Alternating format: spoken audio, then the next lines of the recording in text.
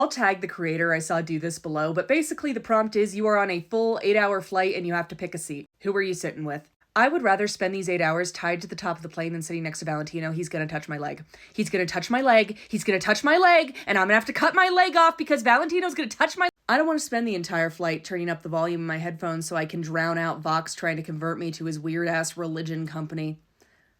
But it might be entertaining to watch him beef with Alistair across the aisle, I'm not gonna lie. Alistair wouldn't speak to me and he wouldn't touch me, but the sense of dread that radiates off of him would get to be too much around the 2-hour mark, and then I'd just hide in the bathroom. Nifty would spend the entire flight picking lint off my clothes and giving them to Baxter to analyze, and I don't think I could deal with that, especially since some of that lint definitively would not have been there when I sat down. I don't want to sit next to Lute.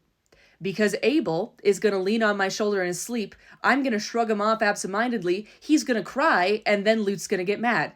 And I don't want to be the cause of that. I don't want to spend my flight to Paris being flirted across by Angel and Husk. It's just going to remind me how lonely I am. And also, Husk smells very strongly like whiskey and cigarettes, while Angel smells like that super potent, expensive perfume, and it's a sensory nightmare just thinking about it. This seat's not too bad. Cherry and Penn would be flirting the entire time, but I could put on my headphones and just zone out. Though Cherry would watch my movie over my shoulder and ask questions, and I'd turn on the subtitles for her, but she wouldn't read them. She'd just keep asking questions. That might get a little grating. Emily is lovely. She's a ray of sunshine, and I don't think I could handle it for a full 8 hours. She'd keep asking me, oh, where are you going on your trip? What are you going to see? And then keep saying like, oh, that sounds so awesome. And I would have to at some point say, can I just watch my movie now? And she would get so sad, and then Sarah would get mad, and then I'm going to hell. Charlie and Emily have almost the exact same problem, but at least with Charlie, Vaggie can take a hint and would distract Charlie before it got to be too much. And also, if it came down to it, I'm more comfortable telling the Princess of Hell to leave me alone than one of God's angels. There are no downsides to sitting next to Lucifer.